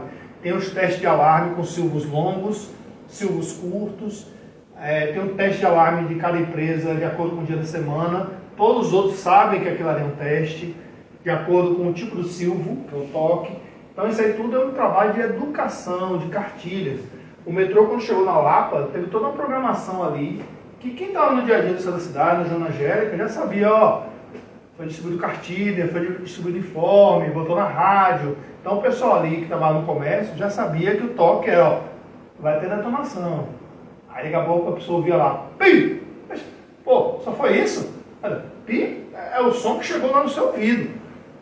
Mas quantos quilos e quilos de rocha foi detonada lá embaixo, você não viu, porque estava bem fundo. A execução de tubulações a céu aberto aplicam-se a disposições constantes, no item 1820, locais confinados. Quando a NR18 inicialmente foi criada, o máximo que se falava de NR33, que não existia ainda, era isso aqui, locais confinados. Não entrava no mérito de dizer quais tipos de espaços confinados, risco de engolfamento, risco de asfixia mecânica, presença de contaminantes, inflamáveis e explosivos. Não tinha esse nível de profundidade. Primeiro veio a NBR, em 2001, e em 2004 veio a NR33. É aquela questão do ovo e da galinha, né? Primeiro veio a NBR e depois veio a NR. Ainda de equipamento de transporte vertical de materiais e pessoas, devem ser projetados e dimensionados tecnicamente por um profissional legalmente habilitado, já falou. Aí o destaque que os elevadores de transporte vertical de material de pessoas devem atender às normas técnicas vigentes do país, entenda-se aí NBR, legislações específicas, as NBs, as normas brasileiras, que é o nome antigo da NBR. Ela não tinha CR antigamente, era só NB. Então, continua, a NB 1367 está vinculada a uma NBR. Então, e quando couber, na falta dela, internacionais vigentes. A elevador de passageiros, edifício em construção com 8 ou mais pavimentos, a partir do térreo, ou altura equivalente, é obrigatória a instalação de pelo menos um elevador de passageiros, devendo seu percurso alcançar toda a extensão vertical da obra. O elevador de passageiro deve ser instalado a partir da conclusão da laje de piso do quinto pavimento ou altura equivalente. É proibido o transporte simultâneo de cargas de passageiros nos elevadores tracionados a cabo. Essas são restrições que a NR 18 dá, né? Quando ocorrer o transporte de carros e elevadores de tração a cabo, o comando do elevador deve ser externo, só com as botoeirazinhas coloridas. Aqui só uma observação assim, digamos assim, um teste visual. Observe atentamente a sua seção. Ele está pegando uma fábrica aí, mas você pode imaginar também um canteiro, ou uma loja de apartamento, qualquer coisa que tenha processo e riscos. Observe atentamente a sua seção ou fábrica. Identifique aí, olhando, situações de risco de acidentes. Vocês conseguem visualizar?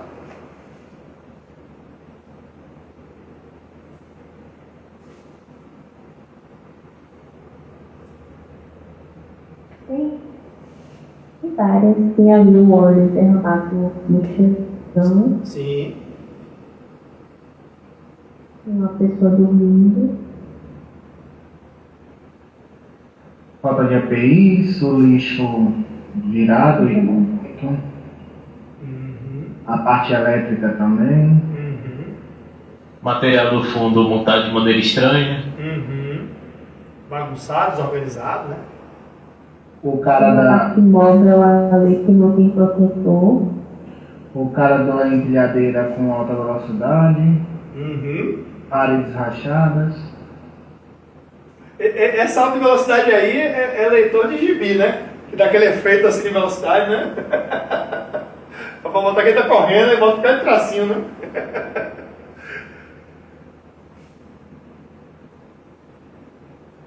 Legal. Mas ele também tá com o material na frente da visão dele, né?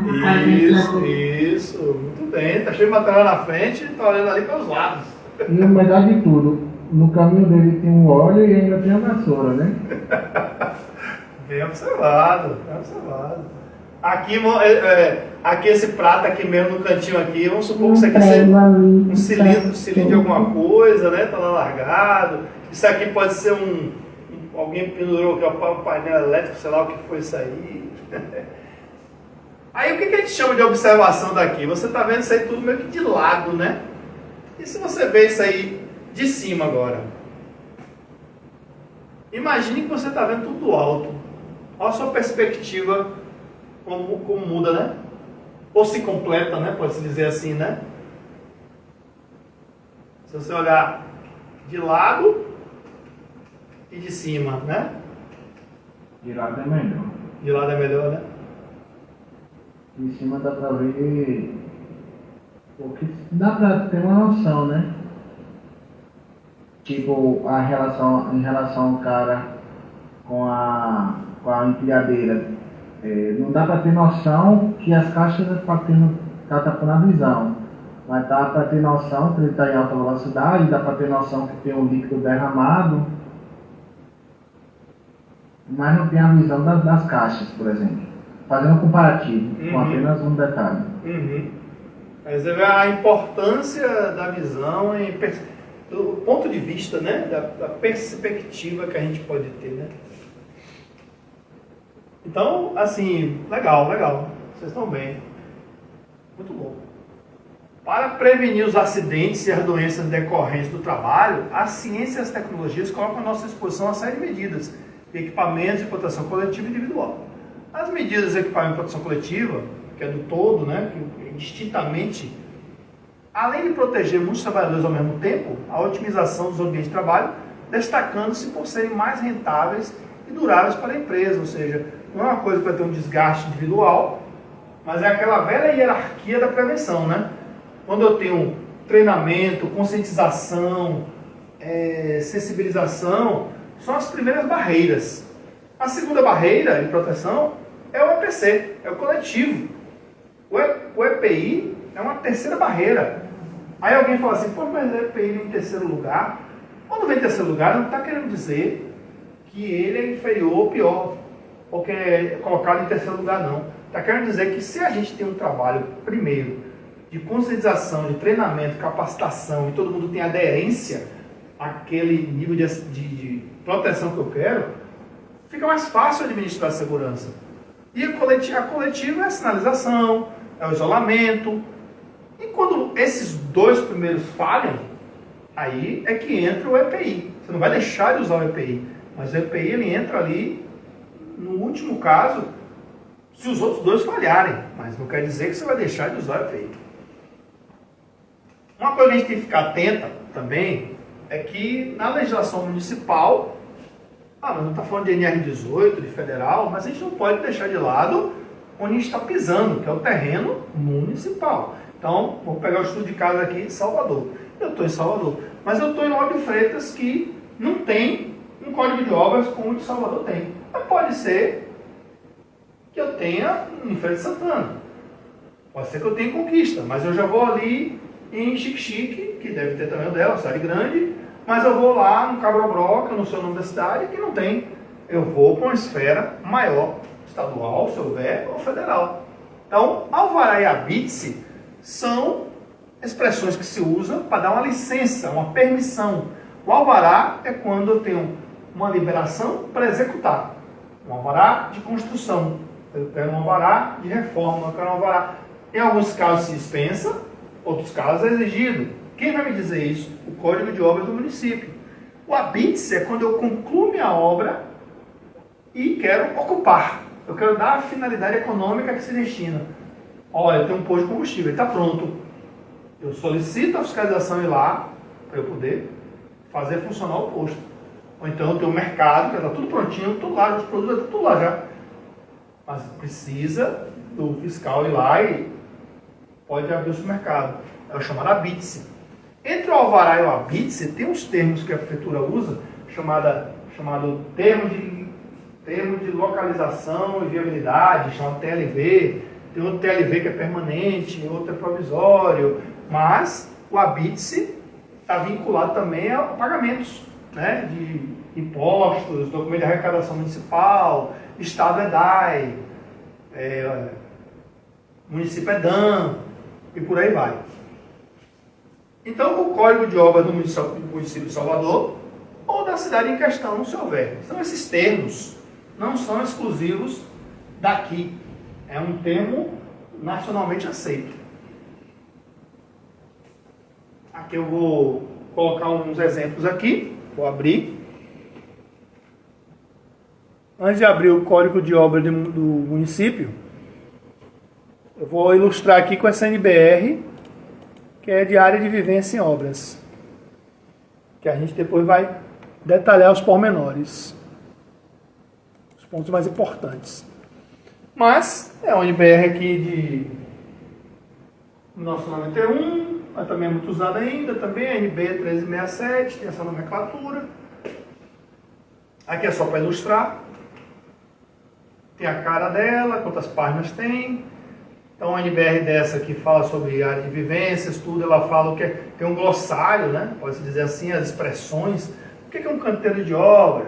A área destinada à execução de apoio aos trabalhos de indústria construção, dividindo-se em áreas operacionais e áreas de vivência. Bacia sanitária, aparelho sanitário para fins de eliminação, excreção, caimento, inclinação da declividade permite o escoamento de águas pluviais servidas, fossa intermediária. Um termo bem antigo, né? Latrina, vaso sanitário, quarto. A questão de ter uma instalação sanitária, uma cobertura. Então, tem a NBR que se comunica com a NR18. Os termos delas se completam, não são excludentes. Então, está dizendo aqui, a norma recomenda. A NR18, ela impõe. Então elas têm que se comunicar na harmonia. O legislador ele diz, faça. A NBR recomenda. Ela recomenda com força de lei. Lavatórios, tudo isso aqui, a gente vai destrinchar isso aí, mas eu quero mostrar que a NBR fala tudo o que a NR18 fala. A NR18 já existia, depois foi aprimorada ao longo do tempo, mas tem lá chuveiro, gabinetes sanitários, o vestiário, os alojamentos. Então a NR18 ela se comunica. O papel do legislador é dizer, faça, ou proibido, é vetado. Mas ela traz muita coisa da NBR. Então, mas a NBR recomenda. Recomenda não. Se você não quiser seguir a NBR, você tem que estar bem embasado, porque se der algum problema errado, você vai ter que justificar tecnicamente. Aí, disposições gerais, os canteiros, os pormenores de número, então é importante. Essa aqui é uma NBR que eu trouxe só de ilustração, mas quem quiser jogar no Google aí pode achar. Tem alguns scribes, tem uns sites aí, slide share, você pode compartilhar. Eu não posso compartilhar porque essas coisas não podem passar por e-mail. Proteção de beiral, tubo ventilador, aí como é que faz lá a base, o cimentado, uma visão do gabinete, as distâncias de largura. Essa questão de gabinete sanitário, eu sempre faço assim, ó. Imagine se fosse com você. Né? Então, às vezes, pensa assim, poxa, eu vou botar um lugar que outros vão usar. Vai ficar lá apertadinho, desconfortável. Se você precisar usar, você vai gostar de usar daquele jeito. Então, as dimensões são de forma que fique confortável e digno para o trabalhador. Tem coisa pior do que o trabalhador estar desmotivado, irritado por causa de condições péssimas do alojamento dele ou como ele está confortável em sua empresa. Até tem que deixar ele motivado. Centrais de GLP. Aí como é que colocam os acúmulos da central da casinha, né? Só falar casinha do GLP, quando for usar um botijão. Ninguém está falando de central de gás, não. Está falando de botijão mesmo. Sempre colocado do lado externo, ventilado.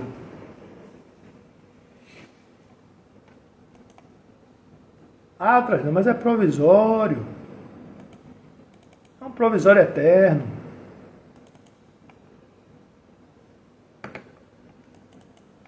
Peraí, tá dando um chabu aqui por quê? Tá dando um errinho aqui, mas peraí que eu já vou resolver.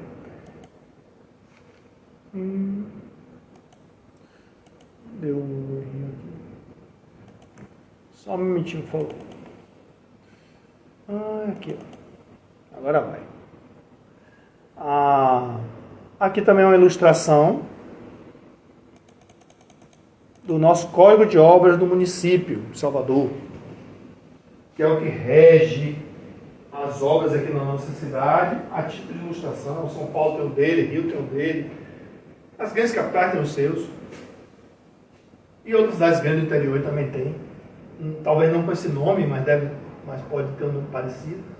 Então, a Lei 3.938 trata das normas relativas de obras no município de Salvador. Então, essas legislações têm que se comunicar.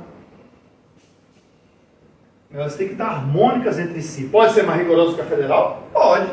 Mas você está pisando no terreno dela, vai ser a legislação. Se você quiser contestar e fazer uma defesa, uma argumentação, pode conversar com a fiscalização e fazer um entendimento. Isso aqui eu falo você, não é o engenheiro de segurança necessariamente, mas o gestor da obra, o responsável pela obra. Então, terminologias. Isso aí entra muito linguagem, gente, aqui quando ela abre. Linguagem de arquitetura e urbanismo também, né? Porque onde você está inserido, o seu canteiro, sua obra, um perímetro definido na cidade de Salvador, vai ter termos ali que vai usar de urbanismo também, né? Então, não é à toa que lá dentro da SEDUR, a antiga SUCOM, que mudou de nome há anos, lá dentro vai ter arquitetos, tem arquitetos e urbanistas. Quem forma na UFBA, por exemplo, está aí no grupo, sai arquiteto e urbanista, né? Tem um curso na UNEB que é só de urbanista. acréscimo ou ampliação, o que é que chama de afastamento, o que é que chama de alvará de autorização, um documento expedido pela prefeitura a título precário ou provisório para execução de empreendimento, alvará de construção de conclusão, que também é conhecido como habite-se, alvará de licença, o que é que chama de anticâmara, escala de clausurado, ou seja, aqui dentro também contempla questões de pânico e incêndio, o que é que chama de área fechada, área livre, área ocupada. Esses termos aqui também são muito importantes naquela hora que ninguém gosta, que é o IPTU. O IPTU ele é calculado em cima da valorização do metro quadrado daquela área, é calculado em cima da área construída, seja ela total, horizontal e vertical. Então, se eu tiver 10 pavimentos de 500 metros quadrados, eu tenho lá 5.000 metros quadrados. Ah, mas tem um puxadinho ali, que é a garagem externa, conta também como área construída. Quando a gente, eu e meus colegas de empresa, né, não só Baia Gás, mas também outras concessionárias, quando vão colocar tubulações enterradas, elas pagam pelo uso do subsolo. E essa taxa que é paga é calculada pelo volume de terra que você está retirando para ocupar seu duto, né? Chama de VUP, que é o valor unitário padrão. É como se fosse um IPTU do solo que você paga anualmente ao poder público municipal. Todas as empresas privadas ou de economia mista pagam. Se eu não me engano, ainda permanece, quem não paga é Embasa, porque a água é serviço essencial, esgoto também, mas telefonia, fibra ótica, gás canalizado, todo mundo que usa o subsolo paga imposto para a prefeitura, pelo uso do subsolo. Ou como eles chamam, o uso do solo do município, que é o subsolo da União. Área ocupada, caixa de escada, compartimento cômodo, são termos muito usados nessa área. O que é esse cara? A pessoa que é um glossário enorme, iluminação zenital, né? A pessoa de arquitetura conhece bem aí o zenit, aquela tipo de iluminação, a clarabóia, o zenit, pavimento, cobertura, o que chama de pavimento tipo, volta de conforto, unidade de passagem, largura mínima necessária para uma fila de pessoas, geralmente é fixada em 60 centímetros. Quando você vai falar de rota de fuga, ponto de encontro, já baixa para 55, que é a largura de uma pessoa normal. Nem tão magra, nem tão larga, mas é duas pessoas passando, descendo a escada. Então, cada largura de uma pessoa para descer uma escada, ele está considerando aqui 60 centímetros. Mas em segurança do trabalho se usa muito na NBR 977, que é essa de emergência.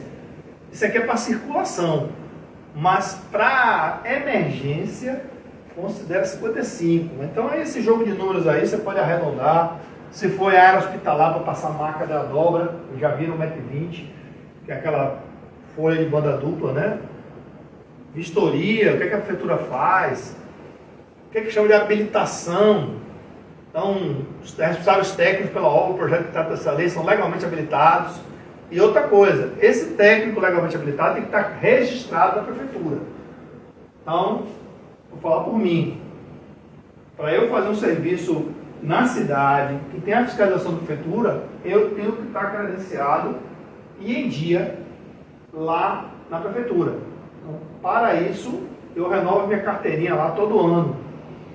Tem uma taxa que eu pago de ISS como autônomo. Se eu quiser fazer serviço próprio, particular em Salvador, eu tenho que estar cadastrado na CEDU. Então a CEDU exige que, para eu ter essa carteirinha, eu pago um imposto anual, que pode ser parcelado em 3 vezes, junto com a Cefaz, que chama de ISS de autônomo. Ou, se você tiver sua empresa, você vai pagar como empresa. Fora isso, eu não posso assinar um projeto contra incêndio e pânico com meu nome, mesmo tendo CREA, na cidade de Salvador. Não sei que eu pague esses impostos.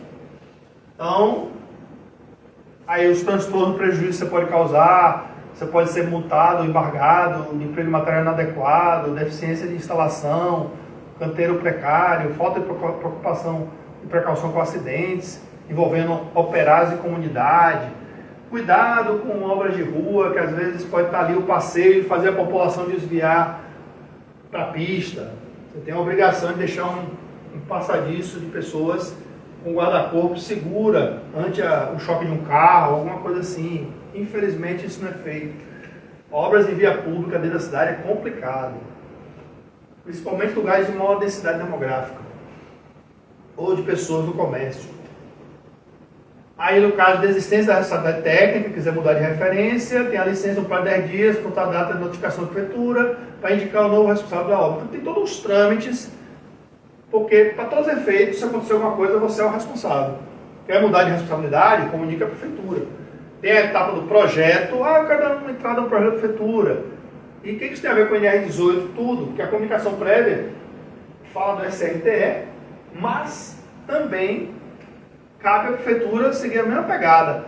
O que é que ela exige lá? Limite do terreno, curva de nível, orientação do terreno em relação à cota, distância da testada da rua, limite de utilização, ocupação do terreno.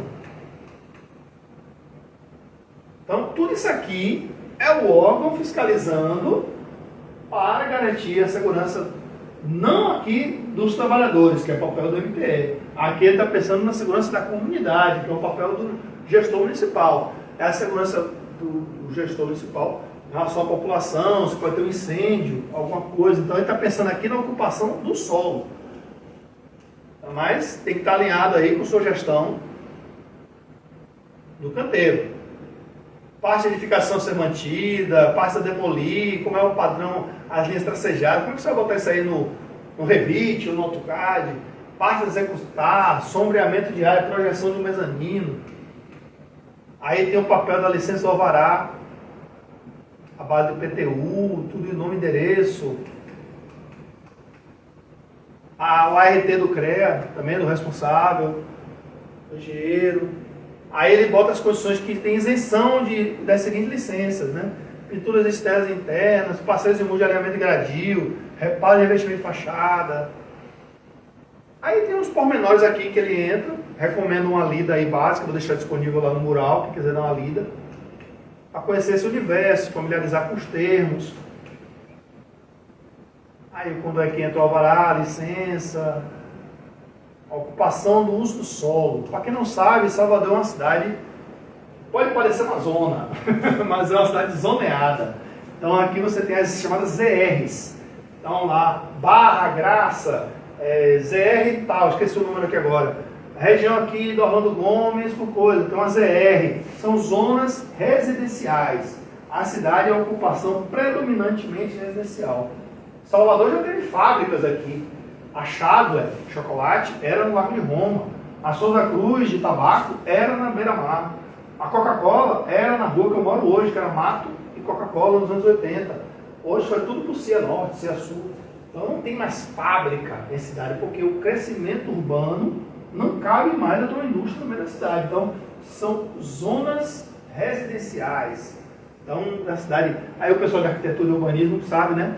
Então as glebas, os lotes, são os termos que vai subdividir nos terrenos.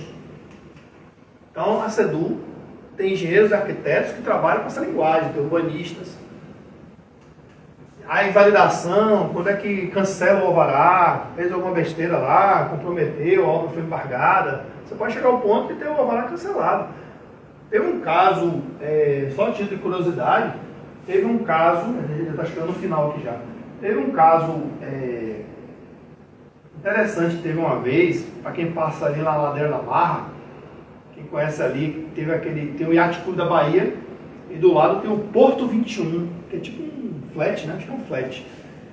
E ele, na época, tinha um projeto, ele começa lá de baixo, vai subindo, e chega ali no nível da ladeira da Barra. Não sei se vocês estão conseguindo visualizar, é do lado do Yacht Clube. Se eu não me engano, eu acho que ele colocou 1 ou 2 pavimentos a mais do que o projeto concebia, que ele deu entrada na SEDU, na época Sucom. Eu não me lembro se ele executou o que estava no projeto ou colocou acima do projeto, não me lembro. Eu sei que não foi problema estrutural não. Eu sei que começou a tirar a visão dos moradores daqueles prédios antigos ali, tudo da Barra, que paga seu PTU, que tem a visão da Baía dos Santos, e simplesmente ele ficou na frente, tirou a visão do pôr do sol ali, outras coisas. Eu sei que o pessoal ali na Barra, ali, vários imóveis, entraram com abaixo-assinado, foram para a justiça, ganharam e obrigou o empreendimento a demolir os andares excedentes. Foi 1 ou 2 andares, uma coisa assim. Não me lembro aqui agora se eles fizeram mais do que o projeto ou fez conforme o projeto e o órgão aceitou, mas depois o pessoal, o morador, se mobilizou. Foi um caso assim que eu me lembro que obrigou a demolir. Na justiça e conseguiu. E aí hoje, se você passar ali, ele fica no nível baixinho, assim, o nível que ali ainda é a Avenida 7 de Setembro, ali faz parte da Avenida 7 de Setembro. Para quem não sabe, a Avenida 7 de Setembro é do Farol da Barra até a Praça Castro Alves. Então aí vai aqui, alvará, prefeitura, aí os pormenores, os prazos. Sugiro quem lida com obra, quem for trabalhar com obra, conhecer esse universo do Código de Obras. Como é que funciona a fiscalização, o que é multa, embargo, interdição, que é uma linguagem também das NRs, NR2, NR3, a comunicação prévia foi revogada, mas a 3 continua existindo, aí tem a 28, aqui também, normas gerais, implantação de edificação, relação à topografia, isso aqui é mais construção civil mesmo, para nós aqui interessa a segurança.